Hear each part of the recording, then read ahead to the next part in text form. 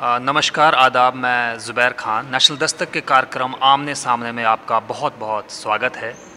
जैसा कि आपको पता है कि इस प्रोग्राम के ज़रिए हम कुछ ऐसी हस्तियों से बातचीत करते हैं इस प्रोग्राम के ज़रिए जो देश के लिए एक अलग आस्पेक्ट में उनको लोग जान रहे हैं। आज भी हमारे साथ एक ऐसी हस्ती मौजूद हैं जो किसी भी इंट्रोडक्शन की मोहताज नहीं है।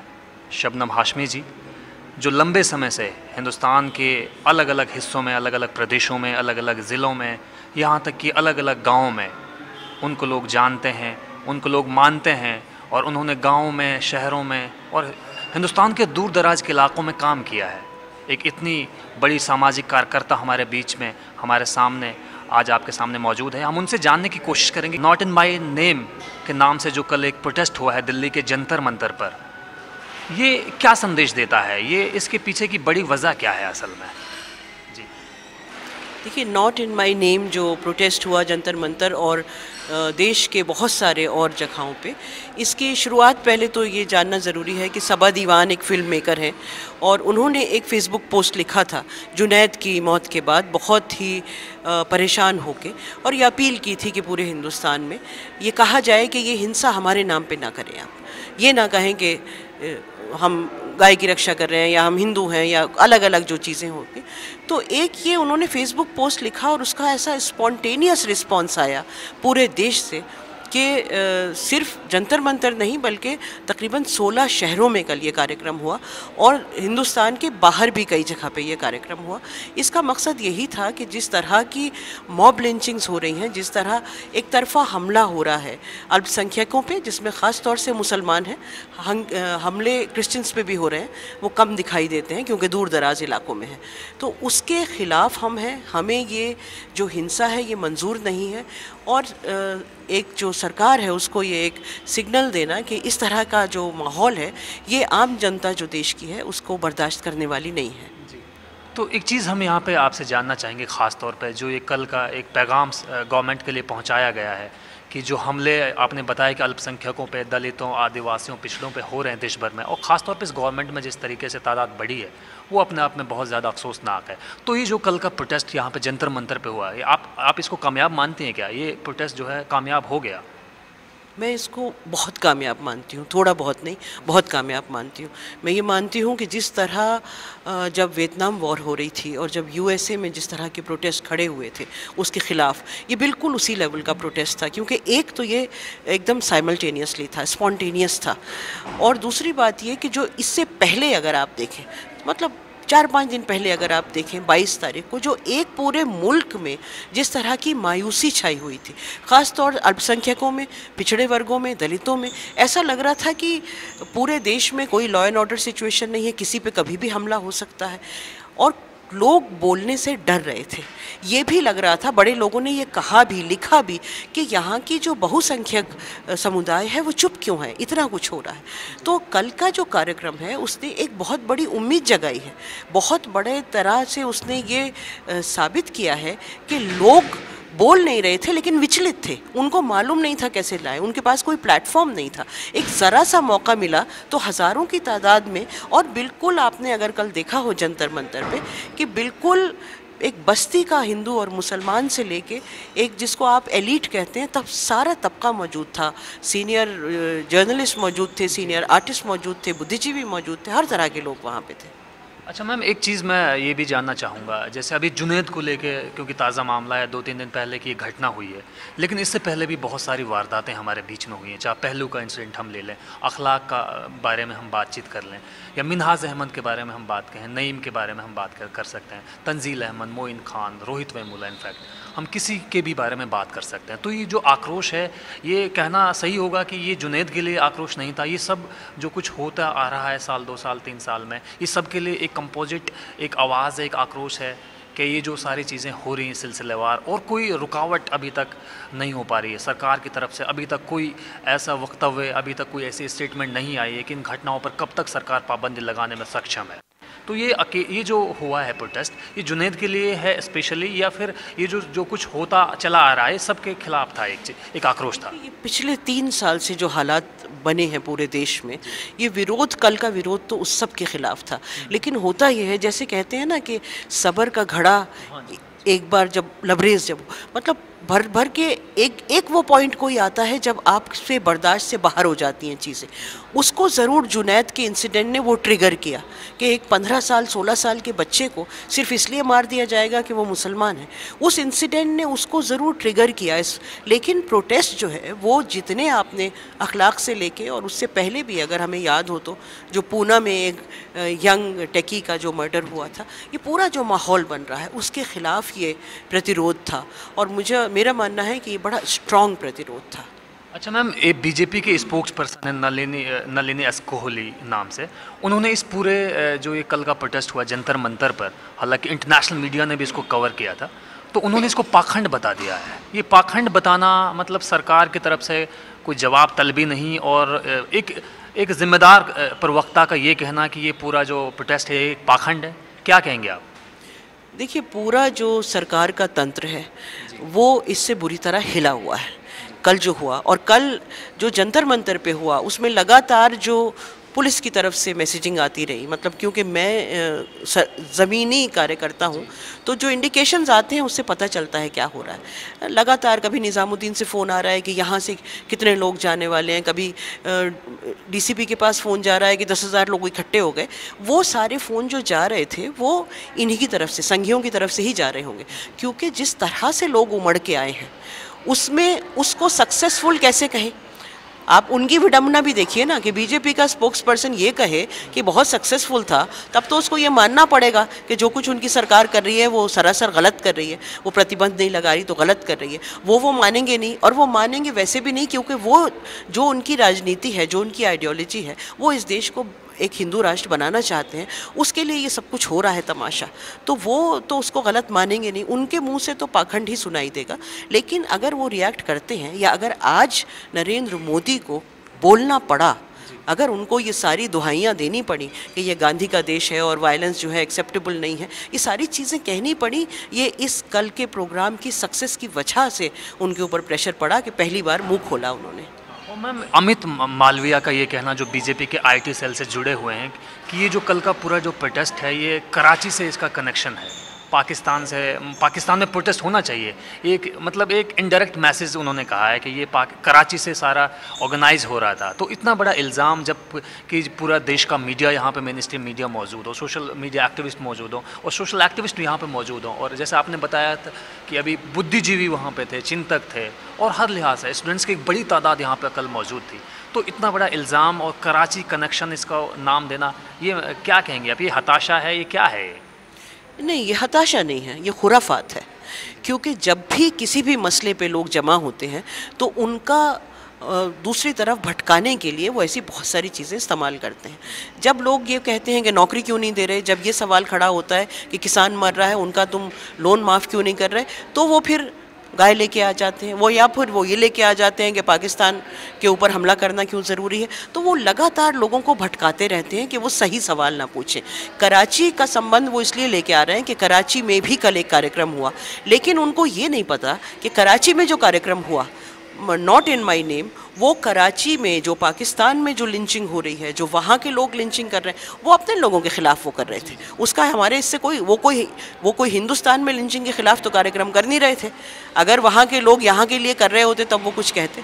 तो ये तो उनका पुराना तरीका है कि जो उनके साथ नहीं है वो या तो आतंकवादी है, या तो वो ISI का एजेंट है, या तो वो पाकिस्तानी है, या फिर और इस तरह के अलग अलग वो आरोप लगाते रहते हैं। इसको आप खिसियानी बिल्ली खंबा नोचे का भी कभी कह सकते हैं कि कुछ नहीं बना तो ये कह दो। हाँ जी। अच्छा मैम, एक चीज़ जैसे हमने अखबारों में भी पढ़ा है और हम आपसे भी ये जानना चाहेंगे कि इस प्रोटेस्ट से एक दिन पहले आपने अपने अवार्ड की वापसी कर दी है नेशनल माइनॉरिटी कमीशन के लिए। तो इसके बिना पे जो बीजेपी की महिला मोर्चा की सदस्य हैं प्रीति गांधी, उन्होंने कहा है कि ये जो प्रोटेस्ट यहाँ पे हुआ था, ये भी एक वही गैंग है जो पहले से चली आ रही है। ये वही गैंग है जो अवार्ड वापसी, जिन्होंने एक अभियान चलाया था, आज फिर वही लोग यहाँ पे मौजूद हैं। तो प्रीति गांधी का ये कहना और आपके मतलब जो अवार्ड वापसी है उसके साथ कंसर्न करना, आप इसको जायज़ मानती हैं या आप अपने साथ इसको कैसा, मतलब क्या कहेंगे आप? देखिए, प्रीति गांधी जो हैं, प्रीति गांधी, उन्होंने ये तो सही कहा कि गैंग तो वही है।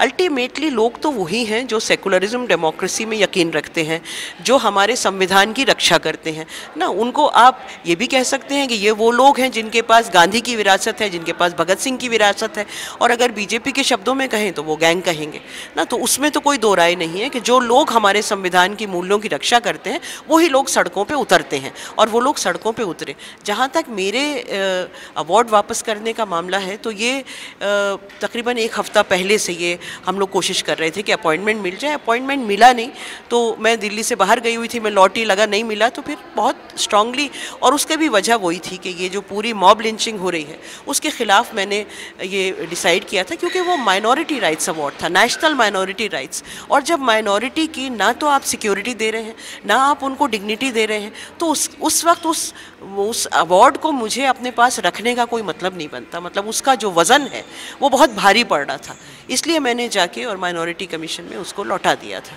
तो नॉट इन माई नेम के नाम से जो प्रोटेस्ट हुआ है, इसका आपकी अवार्ड वापसी से कोई रिलेशन नहीं है? नहीं, ये दोनों बिल्कुल अलग चीज़ें हैं। मतलब एक ही माहौल के ख़िलाफ़ दो अलग चीज़ें हैं। और बल्कि नॉट इन माई नेम के बारे में मुझे तो बहुत बाद में पता चला, क्योंकि मैं उस दौरान ट्रैवल कर रही थी, मैं हिमाचल के एक गांव में वर्कशॉप लेने गई हुई थी। तो मैंने तो बाद में ये देखा कि ये नॉट इन माई नेम कोई प्रोग्राम हो रहा है, और मैंने डिसाइड किया मैं जाऊंगी। लेकिन उससे एक दो दिन पहले फिर मेरे पास इनका राहुल का फ़ोन आया था, कुछ लॉजिस्टिक्स हेल्प के लिए ना, उसके लिए। तो मतलब मेरा उसमें एज ऑर्गेनाइज़र तो कोई रोल था ही नहीं, वो तो राहुल, सबा दीवान और राहुल का ही किया हुआ कार्यक्रम था। अच्छा मैम, मीडिया में बार बार ये सवाल उठ रहे हैं कि सरकार की चुप्पी कब टूटेगी, सरकार की तरफ से अभी तक कोई बात नहीं आ पाई है। आप ठीक है जीएसटी पे बात कर रहे हैं, आप ठीक है स्मार्ट इंडिया बना रहे हैं, डिजिटल इंडिया की आप बात कर रहे हैं, लेकिन इन तमाम चीज़ों को बीच में छोड़कर आप विदेश यात्रा के लिए निकल रहे हैं, और यहाँ पे लोगों की हत्याओं का होना और लोगों के साथ में और तमाम चीज़ों का होना जो नहीं होनी चाहिए। तो ये मतलब इस चीज़ की गारंटी क्या है? जैसे आपने कल प्रोटेस्ट किया, और आगे भी जैसे आज भी इंडिया गेट के लिए सुन रहे हैं कि आज भी इंडिया गेट पर शाम में प्रोटेस्ट है 6-7 बजे के आसपास।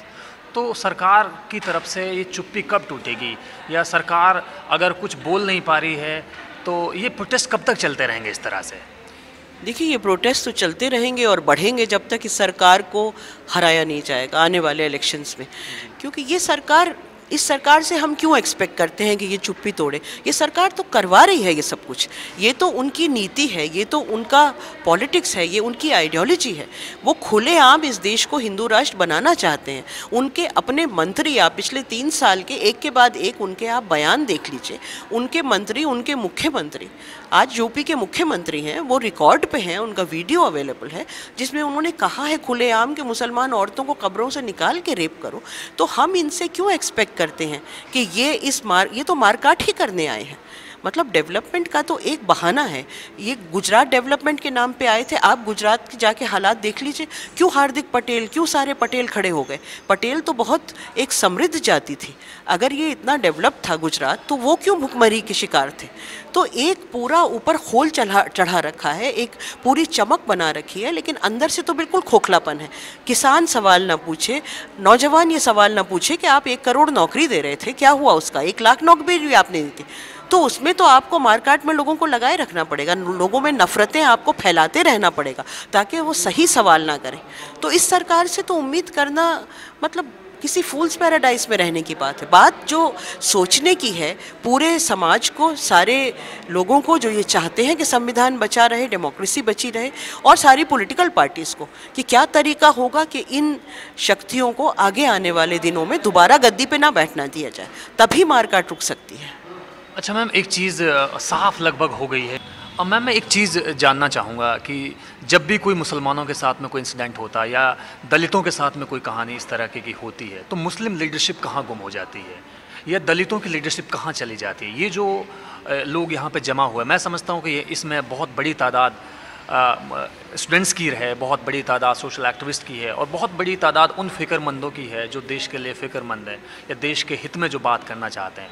तो ऐसे में जो मैं नाम अगर लेना चाहूँ, सलमान खुर्शीद, गुलाम नबी आज़ाद और असदुद्दीन ओवैसी, खुद बहुत बड़ी बड़ी बातें और भी बहुत सारे लोग, आज़म खान, नसीमुद्दीन सिद्दीकी, और हर स्टेट में और हर पार्टी में एक मुस्लिम चेहरा ऐसा है, वो क्यों नज़र नहीं आते? जंतर मंतर पर उनको आने में दिक्कत क्या है? या वो किसी इनविटेशन का इंतज़ार कर रहे हैं? और यही बात मुसलमान उलेमाओं की भी है, वो भी कुछ नहीं बोल रहे हैं। चलिए, सरकार के लिए आप बोल रहे हैं और तमाम लोग बोल रहे हैं, लेकिन ये लोग, इनके ऊपर क्या दबाव है? इनको किस चीज़ की दहशत है, डर है? देखिए, एक तो बात ये है जो मैं थोड़ा सा पीछे ले जाना चाहूँगी कि जब इस देश की आज़ादी हुई तो उसमें ज़रूर है कि दो धाराएं थी। एक मुस्लिम लीग की धारा थी जिसने पाकिस्तान बनाने की बात की, जिसने ये कहा कि मुसलमान अलग नेशन है और हमारा अलग देश होना चाहिए। एक हिंदू महासभा थी जो हिंदू राष्ट्र बनाना चाहती थी। लेकिन भारत का ज़्यादातर मुसलमान जो था, मैक्सिमम नंबर जो था, उसने हिंदुस्तान में रहने का फ़ैसला किया। और इसलिए किया कि वो यकीन रखता था एक लोकतांत्रिक देश पे, वो यकीन रखता था एक सेकुलर देश पे। और क्योंकि वो एक लोकतांत्रिक और सेकुलर देश पे यकीन रखता था और वहाँ रहने का उसने फ़ैसला किया था, देश छोड़ने का नहीं फ़ैसला किया था, इसलिए उसने कभी मुस्लिम लीडरशिप ढूंढी नहीं। मुस्लिम लीडरशिप की जो लोग सोचते थे, जो बात करते थे, वो पाकिस्तान चले गए। हिंदुस्तान में रहने वाले मुसलमान ने हमेशा इस देश को ये समझा कि ये देश सब लोगों का है और जो सांझी लीडरशिप है वही हमारी लीडरशिप है। इसलिए अलग से उन्होंने कभी लीडरशिप बनाने की भी कोशिश नहीं की। जो लीडरशिप के नाम पे एग्जिस्ट करता है वो या तो धार्मिक लीडरशिप है जिसका बिल्कुल अपना एजेंडा है, या जो नाम आप ले रहे हैं वो किसी ना किसी सेकुलर पार्टी का हिस्सा है, एक दो को छोड़ के जो आपने नाम लिए। तो अभी तक कभी ये भी नहीं लगा, कभी ये नहीं लगा कि अलग से मुस्लिम लीडरशिप होनी चाहिए।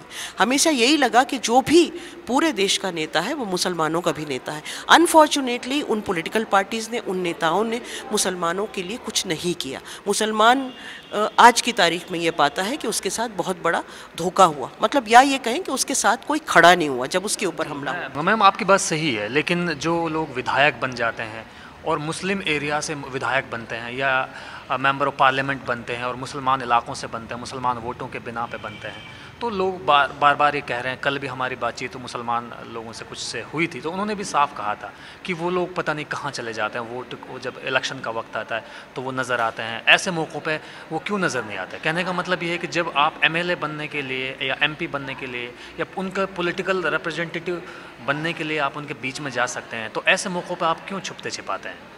नहीं, मैं एक बात तो फिर दोबारा कहना चाहूँगी कि वो जब इलेक्शन लड़ते हैं तो वो मुस्लिम लीडरशिप की तरह नहीं लड़ते, वो किसी सेकुलर पार्टी या कम्युनल पार्टी की तरफ से इलेक्शन लड़ते हैं। चाहे वो कांग्रेस हो, चाहे वो JDU हो, चाहे वो BJP हो, वो एक पार्टी के नुमाइंदे की तरह इलेक्शन लड़ते हैं। तो मैं उनको मुसलमान लीडरशिप नहीं कहूँगी। लेकिन ये बात बिल्कुल अब आज के हिंदुस्तान में लगती है कि एक लीडरशिप होनी चाहिए। हालांकि मैंने कभी आइडेंटिटी पॉलिटिक्स या आइडेंटिटी लीडरशिप के बारे में कभी नहीं सोचा, लेकिन अब ये लगता है कि एक लीडरशिप होनी चाहिए, और इसलिए होनी चाहिए कि वो ये दिखा सके कि मुसलमान जो है वो कोई एक तरह का प्राणी नहीं है।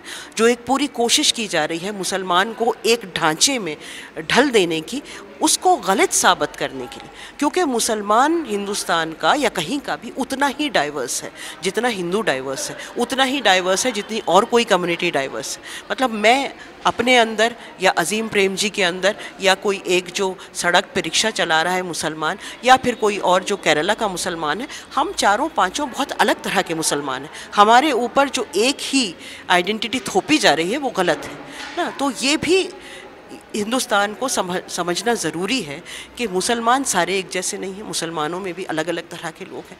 और कहीं ना कहीं ये जो एक छाप बना दी गई है मुसलमान की, एक तरफ तो वो छाप है जिसमें छाप में आपको मुसलमान में सिर्फ टेररिस्ट दिखाई देता है, सिर्फ वो दिखाई देता है जो पिछड़ा है, जो जिसके बहुत सारे बच्चे हैं, और दूसरा ये है कि जो मुसलमान मर रहा है उसके लिए कोई बोलने वाला नहीं है। उन दोनों वजूहात से, उन दोनों रीज़न से एक लीडरशिप की मुझे लगता है ज़रूरत है, और वो इसलिए ज़रूरत है कि सेकुलर लीडरशिप ये रोल अदा नहीं कर रही।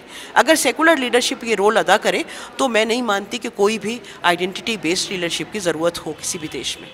अच्छा मैम, आपने तमाम तबकों में काम किया, ना केवल मुसलमानों में बल्कि दूसरे भी पिछड़े तबकों में आपने काम किया है। तो दलित लीडरशिप के सामने भी एक सवाल है कि बहुजन समाज पार्टी या रिपब्लिकन पार्टी ऑफ इंडिया से आगे की कोई बात नज़र क्यों नहीं आती? मतलब जब भी कोई इंसिडेंट होता है तो इलेक्शन के वक्त हम नज़र आ जाते हैं, जैसे रामविलास पासवान की हम बात करें सीधे तौर पे, और रामदास अठावले की हम बात करें, मायावती की हम बात करें, तो जब भी कोई इंसिडेंट ऐसा होता है, आज तक हम रोहित वेमुला के किसी भी नतीजे पे नहीं पहुंच पाए हैं और आज तक हम जंतर मंतर पर कोई अपनी बात नहीं कह पाए हैं।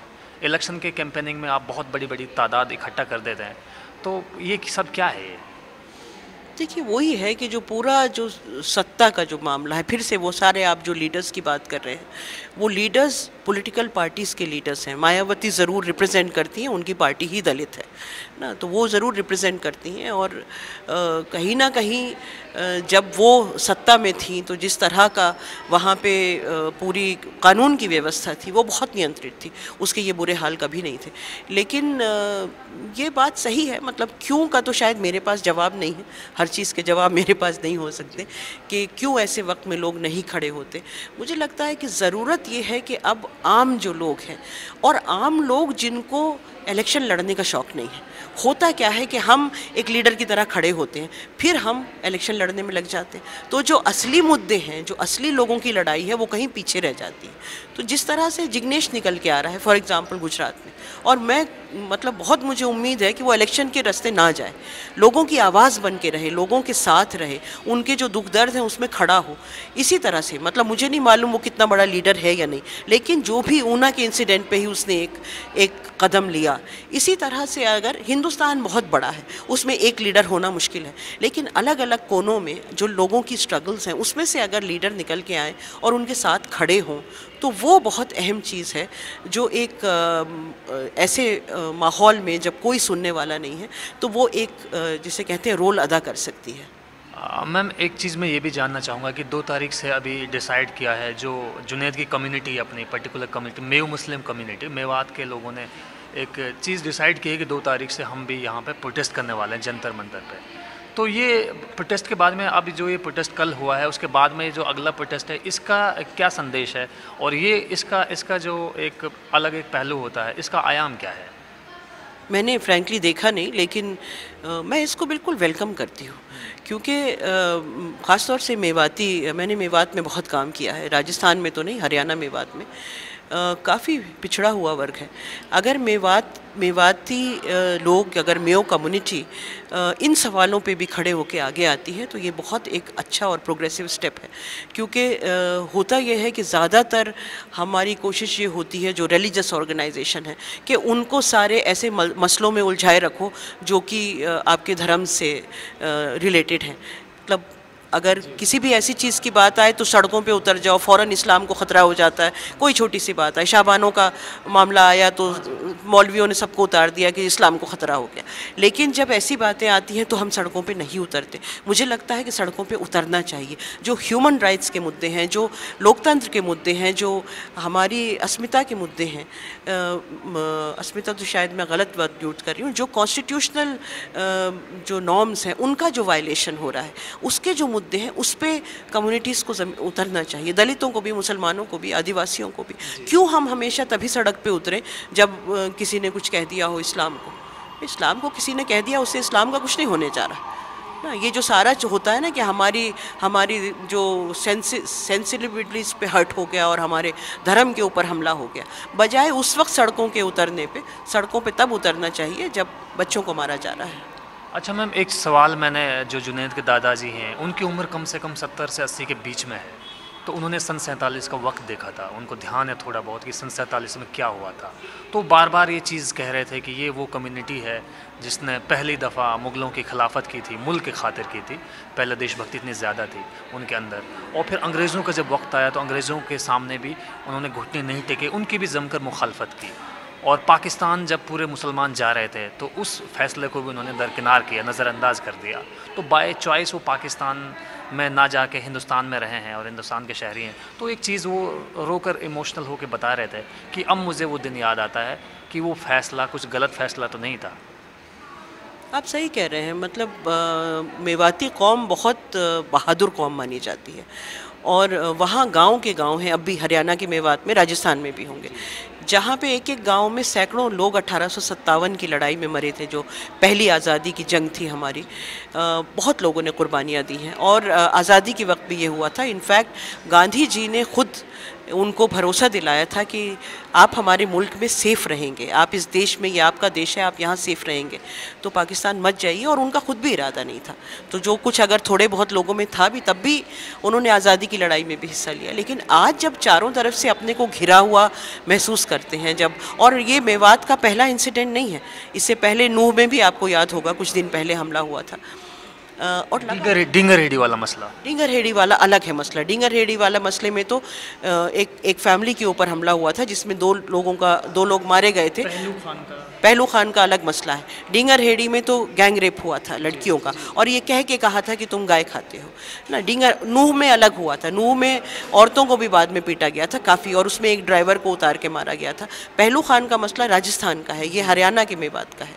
तो जब चारों तरफ से अपने को घिरा महसूस करते हैं, और दूसरी तरफ अगर आप डेवलपमेंट के बारे में भी देखें, क्योंकि मैंने उस इलाके में बहुत काम किया है, तो आप देखेंगे कि जो वहाँ पे जो दूसरी मेजॉरिटी कम्युनिटी का गांव है, गुजरों का गांव है या जाटों का गांव है, उसका आप हाल देखें और मेवातियों के गांव का हाल देखें, तो आपको फ़ौरन पता चल जाएगा कि इवन हर चीज़ में डिस्क्रिमिनेशन, मतलब हर चीज़ में डिस्क्रिमिनेशन, नौकरियों में डिस्क्रिमिनेशन।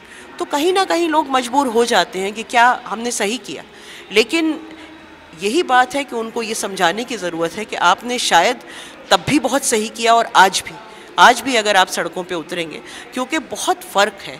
जो लोग पाकिस्तान चले गए, एक ऐसा मुल्क जो इस्लाम के नाम पे बना, जो एक धर्म के नाम पे बना, वहाँ कभी उतनी आज़ादी नहीं हो सकती।